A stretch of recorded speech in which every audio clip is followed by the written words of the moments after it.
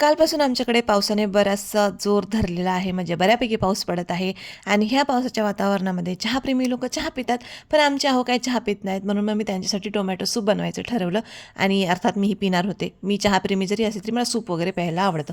म्हणून मग सूप बनवायचं होतं म्हणून मी काय केलं, 2 टोमॅटो घेतले, धुवून घेतलं, त्यांना कट मारून घेतले. कट मारल्यानंतर त्याच्यामध्ये त्यांना शिजवायला ठेवलं. शिजत असेल त्याच्यामध्ये 2 मिरच्या पण घातल्या होत्या, अद्रक पण घातली होती आणि 2-3 लसणाच्या पाकळ्या पण घातल्या होत्या.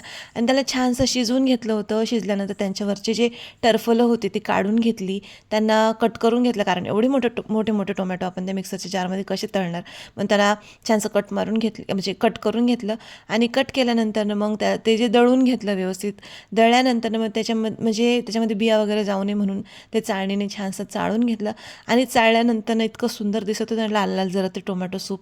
असं वाटतं असंच प्यावं, पण ते काही असंच पिऊ शकत नाही. म्हणून मी काय केलं, तूप घेतलं आणि तुपाची फोडणी द्यायची होती मला, म्हणून मग मी कढाई घेतली. कढाईमध्ये तूप घातलं, ते तुपाला छान गरम होऊ दिलं आणि जे काही सूप बनवलेलं होतं, म्हणजे अर्धवट सूप जे बनलेलं होतं ते त्याच्यामध्ये टाकून दिलं.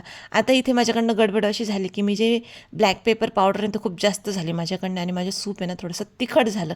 तरी पण मी ऑर्गॅनो वगैरे टाकून घेतला आणि हा तिखट सूपाला बॅलन्स करण्यासाठी अगोदर मी थोडंसं मीठ घातलं आणि मीठ घातल्यानंतर मग परत थोडीशी साखर घातली, म्हणजे थोडंसं तिखटपणा कमी होईल आणि त्याला छान उकळी येऊ दिली आणि उकळी आली आणि त्याच्यानंतर मग त्याला छान ह्या बाउलमध्ये मी सर्व करून घेतलं आणि छान झालं होतं सूप. भेटू त्याच्या ब्लॉगमध्ये. बाय.